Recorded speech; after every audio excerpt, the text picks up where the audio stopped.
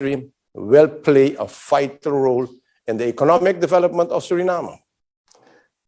And we empower our private sector to be equipped for energy and oil projects and invest in innovative research and development.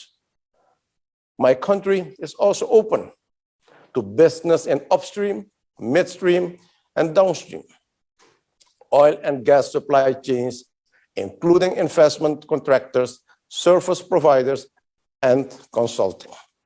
We welcome traders, investors, financial services, and all the spin-off opportunities it creates for suppliers of goods and services, such as human resources, legal and financial services, food and lodging, tourism, hotels, infrastructure, and agriculture.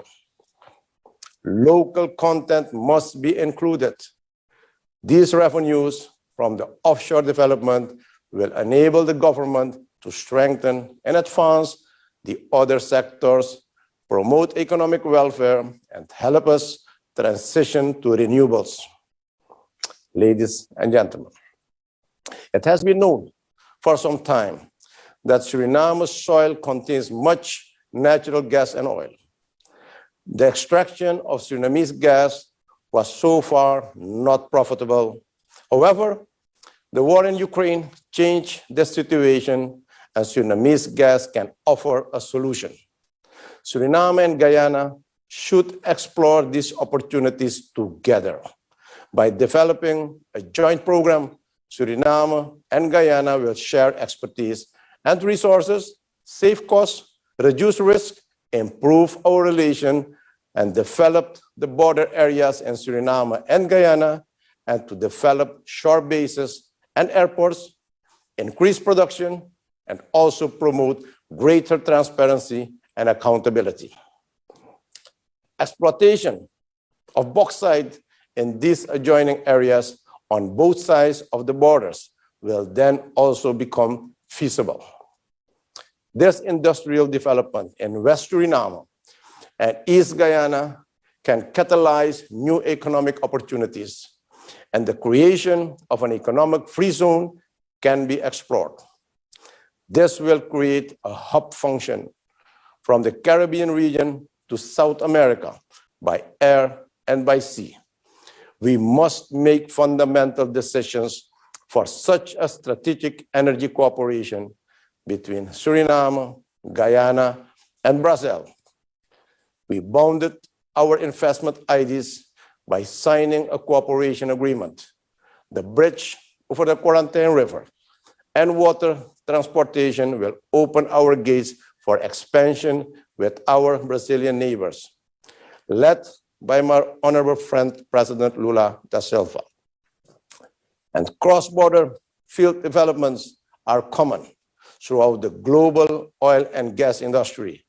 It is now time to step up our joint activities and interactions so that we can take advantage of the opportunities that currently exist.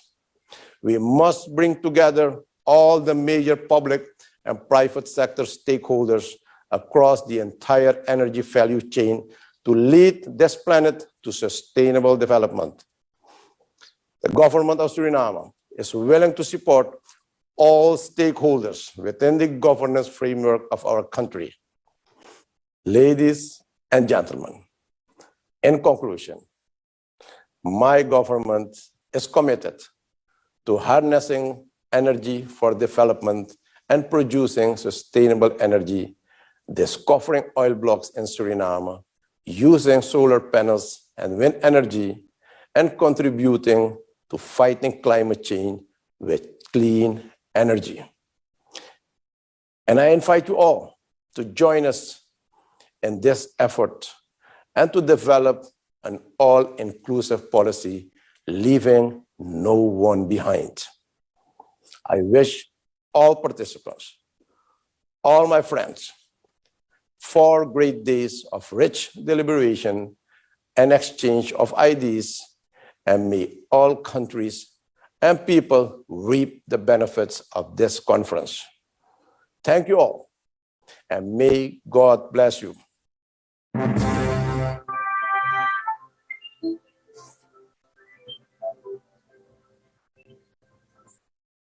The President of Suriname, His Excellency Tranjiko Prasad Santoki. We're going to, again, go into the Caribbean Sea to some islands. In his hometown, Kingston, they call him the five-star general. Of course, that's a political moniker, because apparently in St. Vincent and the Grenadines, you could just keep running for prime minister all the time. That means that I suggest to the politicians in St. Vincent that they'd better look out, because there's obviously no reason for him to stop. He's been around since BG planting, apparently, and is going to be around for some time to come. Ladies and gentlemen, we have the elder statesman of the Caribbean, the venerable and indomitable Dr. the Honorable Ralph Gonzalez.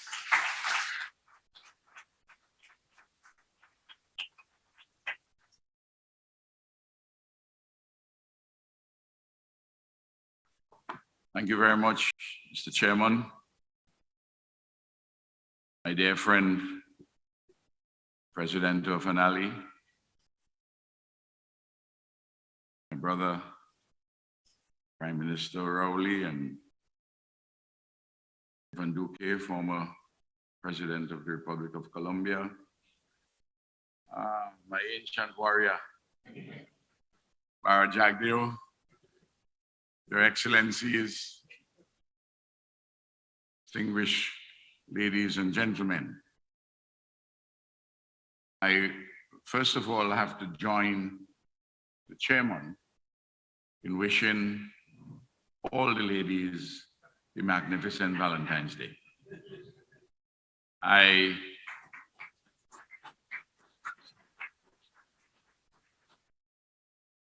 don't know how many of the men this morning told their ladies Happy Valentine's Day. I got up very early to put some money in the matrimonial bank. I put in the record straight with Eloise. She had asked me to convey to her friend Orphan, why did you have to take Ralph away from me on Valentine's Day? But she understands.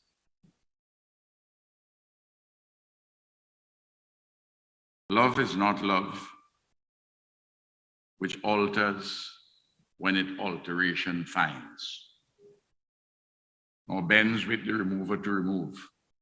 Oh no, it is an ever fixed mark that looks on tempests and is never shaken. That is for the ladies today.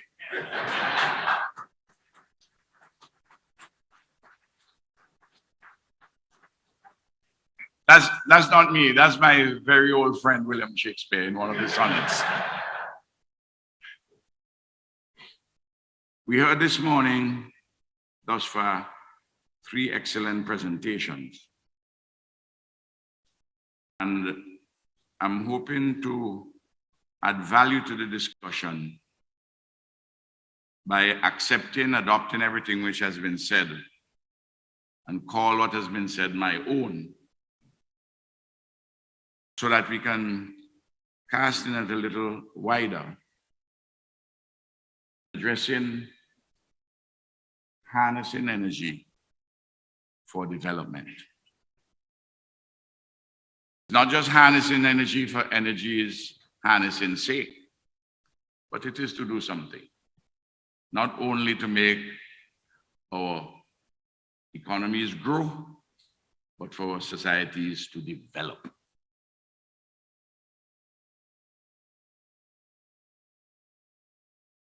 Guyana is at a very special location, particular crossroads, particular juncture. Indeed, we all in the Caribbean, if we are honest,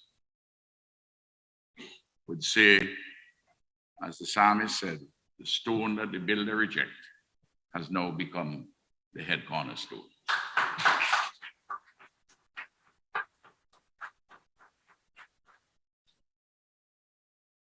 Not too long ago, there was a special bench at several airports in the Caribbean as the Guyanese, especially the Guyanese women, moving hither and thither to conduct their trade and teaching Caribbean people out of an absolute necessity how to trade and how to make a life and a living out of struggle. And there's a very interesting poem by a Mexican poet laureate,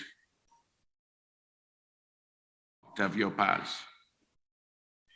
The poem entitled Release, and these are among the words. Beneath the rain of drums, the flute's black stalk grew, withered, and sprouted again. Things cast off from their names, I flowed at my body's edge among the unbounded elements. Before Guyana grew,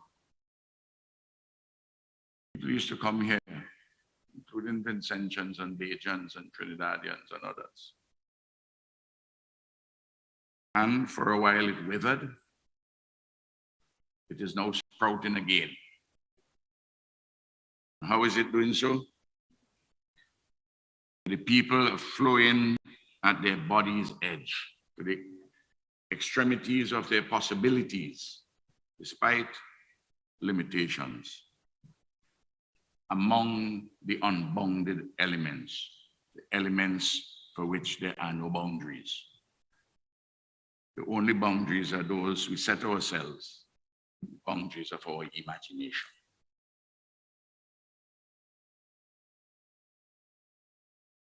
This newfound oil wealth, China has embarked, from our observation, on the building of a modern, competitive, many-sided, post-colonial economy, which is at once local, national, regional, and global. In this exercise of harnessing the energy for development, there's an interface between the individual, the market, the state, the region, and the world. A society which consists only of atomized individuals, or largely of atomized individuals. That is to say, individuals who see themselves and are seen as atoms, separate and distinct from every other one, to be manipulated metaphorically in the laboratory. Such an individualistic society, not sustainable. So we have to replace or to avoid that rank individualism, that atomized individualism, with the idea of a social individual. Market is important for the production of goods and services, but the market has shown itself historically and in the contemporary sense inadequate to address issues, critical issues like redistributive justice and environmental sustainability. The state cannot create families. The state can interface with the market, do things on behalf of the collective in solidarity, which the market itself cannot do. And I'm sure the oil companies understand that. If they don't, I suspect we'll have a challenge with the government and people of Guyana. Because oil in some countries have been a blessing and in some a curse. And the avoidance of it being a curse, the market has to recognize the legitimate role of the state in addressing redistributive justice, regulating matters for environmental sustainability. Region is vital for Guyana. Guyana, though it has large continental landmass, it is in profound ways a seaboard civilization. St. Vincent and the Grenadines, Trinidad and Tobago, we are part of what you may call island civilization. The seaboard civilization, like the island civilization, they are peculiar civilizations. And given the nature of a seaboard or an island civilization, when we are in them, we tend to look inwards. But at the same time, accompanying that inward look, there must be necessarily an outward gaze. And the dialectic between the inward look and the outward gaze is important to resolve. And it can only be resolved if you go to your neighbors in the region, whether it's in the Caribbean, that is an important connection, or in Latin America.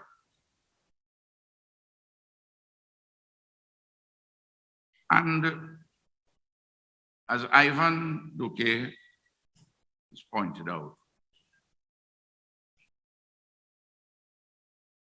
factors, there are two sets of factors touching and concerning regional integration.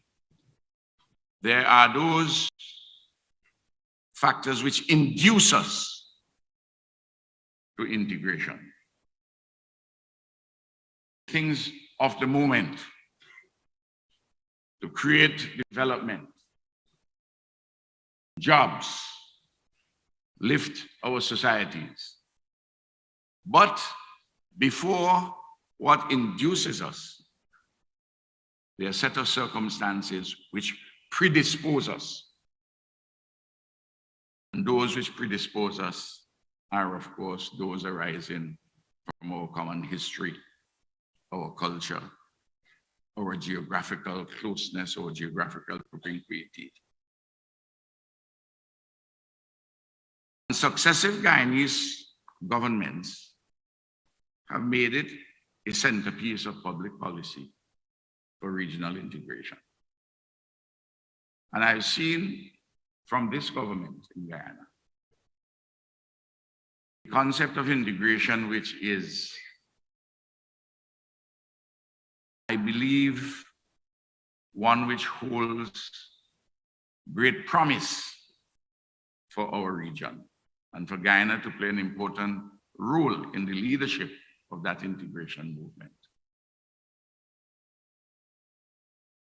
Integration movement can either be mechanistic or it can be organic. It's organic as it is being proposed by the government of Guyana, that the units, strengths and weaknesses of the units, possibilities and limitations are dissolved into the whole, so that at the end of the day, the whole becomes more than a summation of the individual parts. In that integration, it does not mean that all the units will advance at the same pace or to the same extent. But they must not be unequally yoked in the outcomes where one set of units do not advance and others advance at their expense.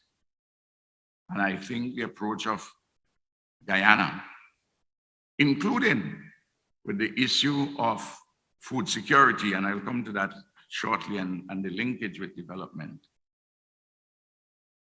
have a great promise. And the CSME is an important platform. And when we go to the Bahamas on Wednesday, issues connected there too, and issues touching and concerning energy will also be addressed. And then, of course, there is the world. We are not isolated from what is happening in the world and cannot be. And the existential issue of our times is that touching and concerning climate change.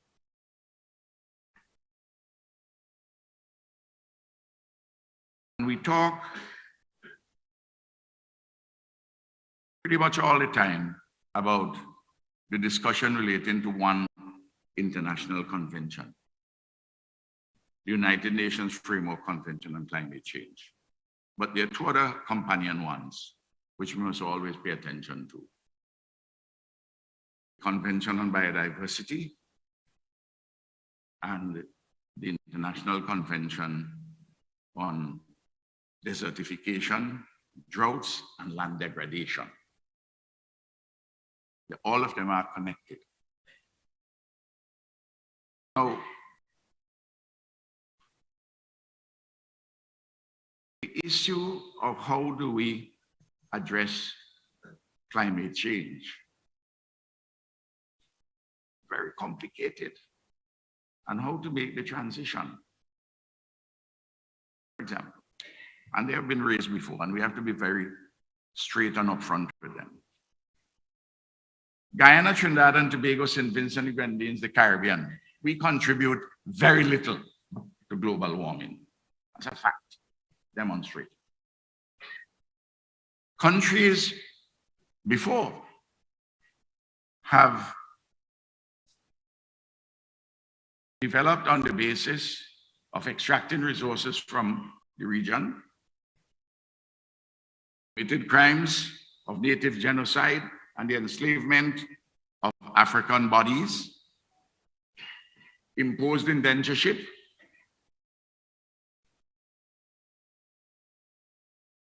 had development untrammeled, essentially unregulated. And the generations subsequently, and certainly in the contemporary period, have realized that large sections in North America, in Europe, say, look, we're leading the world to damnation. And they said, okay, at Paris in 2015, we will seek to have the increase in temperatures no more than 1.5 degrees Celsius above pre-industrial levels. And there are many commitments which were made in Paris and subsequently. For example, recently at Sharm el-Sheikh, they set up a fund in relation to loss and damage. But they say we're setting up this fund, but we're not putting any money in it. Well, a fund without money is an oxymoron. Or one humorist in St. Vincent and Grenadines said to me, no, when you set up a fund and you don't put any money in it, you take off the D and it's fun. That's what this thing is about. And they say to countries like Guyana and Trinidad and Tobago, and Prime Minister Rowley addressed this. And he addressed it with many statistics, and I'm not going to repeat those. That's why I say I want to add value and to pull out what he said. They say, well, you have to reduce emissions by 45% by 2030, net zero by 2050, as my brother Ivan so scholarly and persuasively presented the arguments. So what do you want to do? You want Guyana to leave the oil and gas in the ground?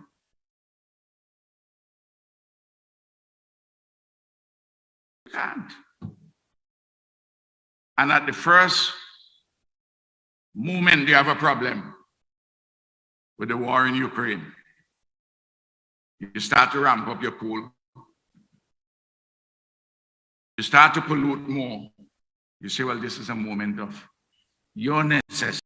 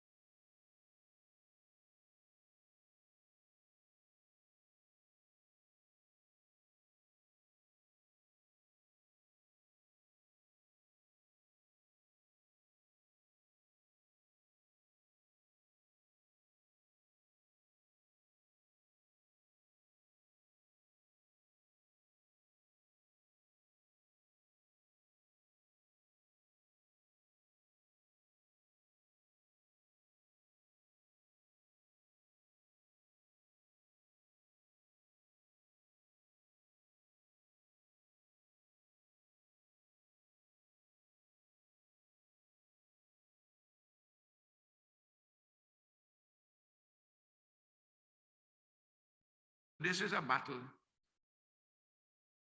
which we will have to fight in this contemporary period. Leadership is therefore critical.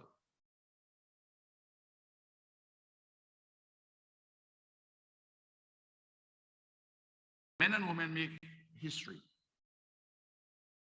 but only to the extent that the circumstances of history permit them so to make. They do not make history in circumstances chosen by themselves. They are where they are. Part of those circumstances are ideas which are in the heads of men and women, which oftentimes weigh like a nightmare on the brain. Those who currently exercise power in the global economy, their nightmare surrounds the question, Make no mistake about it. As to how can we maintain our hegemony while we're talking about net zero. I hear the leaders of the United States of America, of China and Russia say they want a new world. And I agree with that. Have a better world. I pose these questions for all powerful countries which want a new world order. That's how they put it. I ask the following questions. What's new? Which world and who gives the orders? Those are enduring issues in our times. Often teasing me last evening and this morning too with Keith. He said I came to Guyana and quoted for him the book of Chronicles. And I'll repeat the quotation what I told him because it concerns leadership. In the book of Chronicles, there is an identification of what each of the leaders of the 12 tribes of Israel were doing and what was their individual focus. And one of the less known leaders from one of the less known tribes, the 12 tribes of Israel, was Issachar, I-S-S-A-C-H-A-R. And all the book of Chronicles says in relation to him, Keith, Issachar knew the times and he acted accordingly. So we have to know the times. We have to know the times in which we are redefining the interrelationship between the individual, the market, the state, the region, and the world. What are some of the immediate, you go around the Caribbean, you talk about the developmental challenges which we have. One of them is crime and citizen insecurity. In every country or in the region, we have this problem.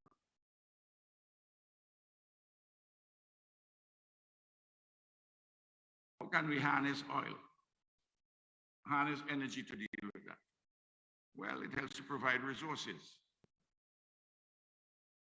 But if we think that resources alone can fight crime and insecurity, we're fooling ourselves. That's why I started the individual. And I said the state can't create families. And with that, when I'm talking about the state, and I did so for a reason because I wanted to come to this issue. The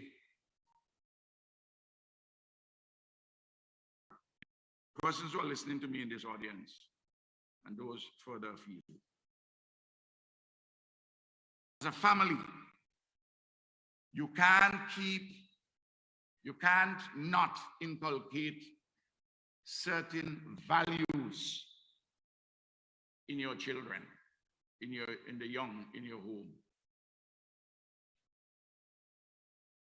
Especially young males, because young males are those who are committing most of the crimes, most of the serious ones. You can't wait until that boy is 14 or 15 and then you say you can't do anything with him. You say his Keith problem, his orphan problem, his Ralph problem. Well, it's all of our problem.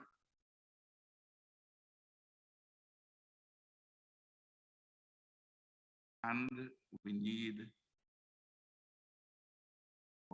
parents to be able to address that. Whether you have oil money or you don't have oil money. Oil money can help to provide support services and mechanisms, but you have to teach. And the young people have to know that they have to take advantage of the opportunities in education, in training.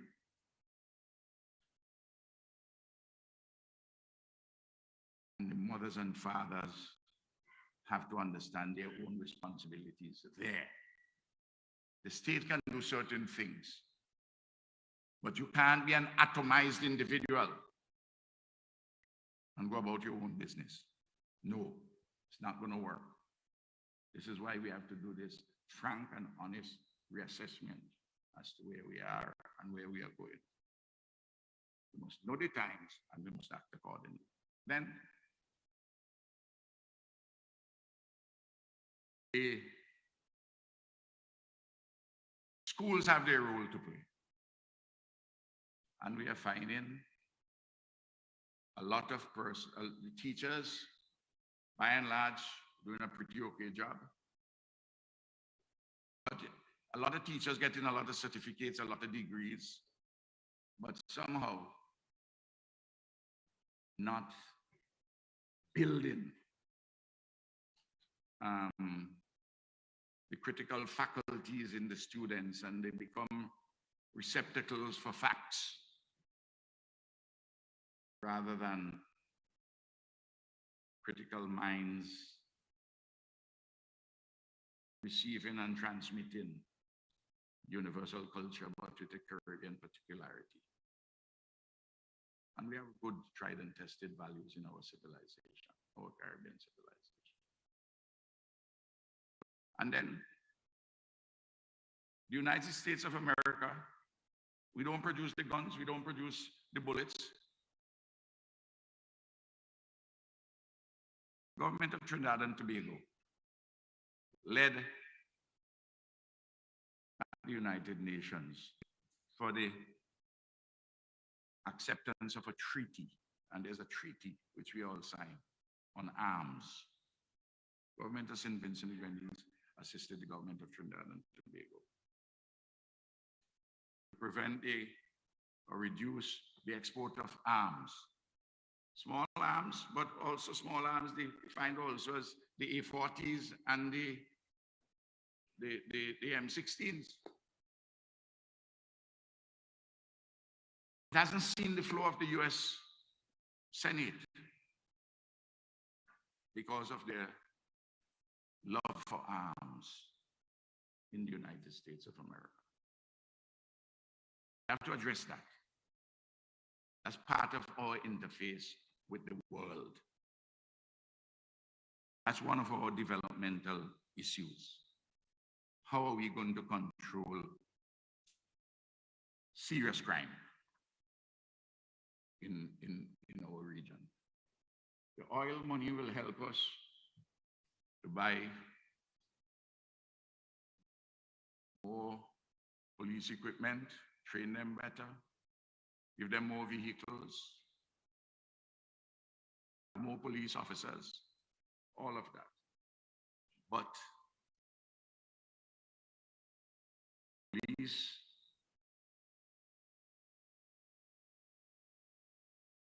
work is not the cause of crime or causes of crimes. Look, young males who don't get proper education, who drop out of school, the families don't pay attention to them, the churches don't do their work, because a lot of churches now do good work, but many of them, they have become places of entertainment.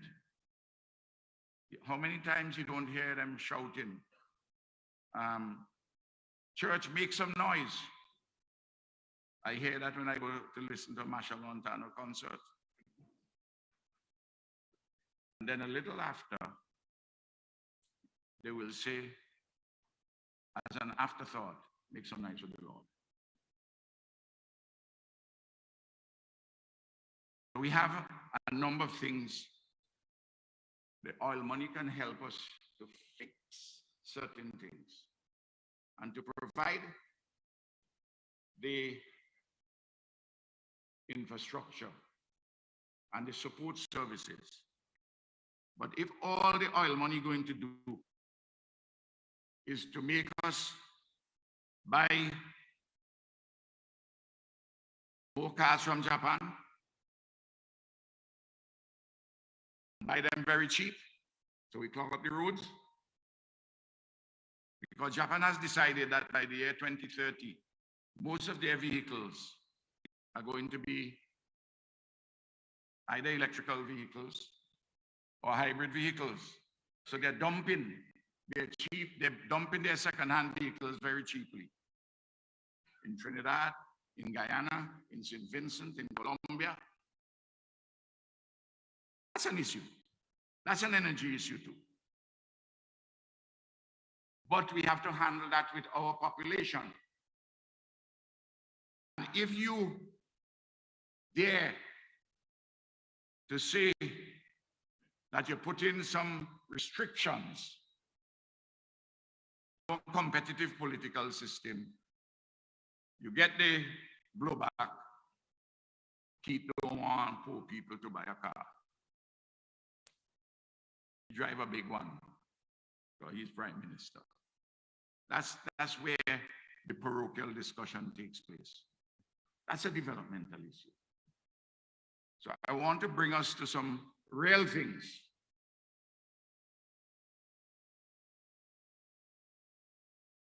If you make the money and you buy all the cars, you buy the cars. This morning, the president said that he was a little late because he couldn't get through the traffic in Georgetown. I say, but you don't have presidential powers.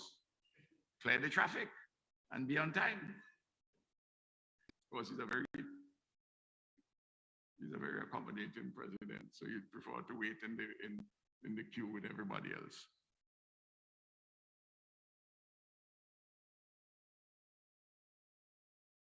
If you're going to use the money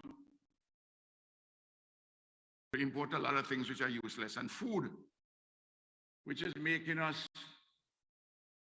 undernourished and worse than undernourished, obese.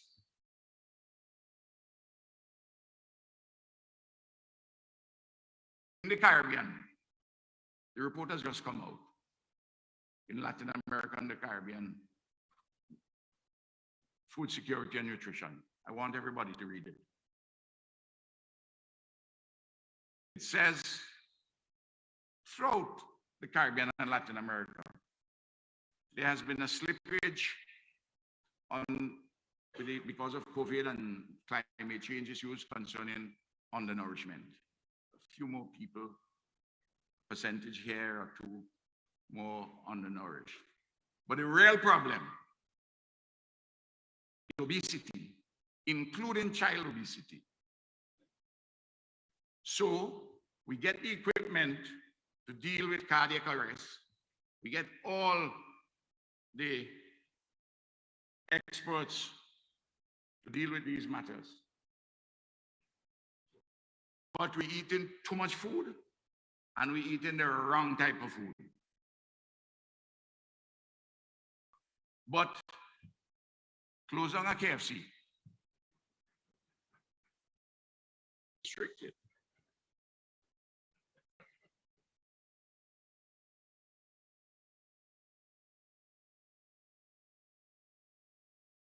Because it is the obesity, and I can speak to that, because I have been a sinner who has come to redemption.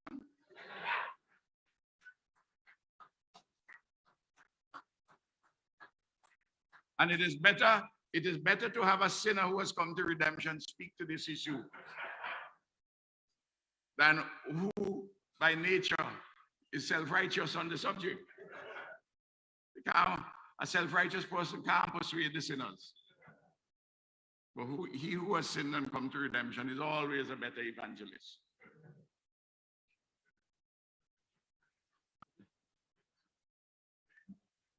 The matter here, what are the main killers?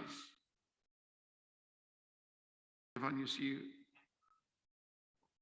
how I'm bringing this issue which you speak about to real life problems which we have.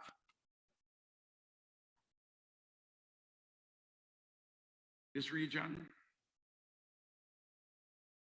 main killers, hypertension, diabetes, strokes, cardiac arrest, and cancer. They're all behavioral. Just like the problem of crime is behavioral. Our populations, influenced by other sets of standards and other sets of values, at least sections of them,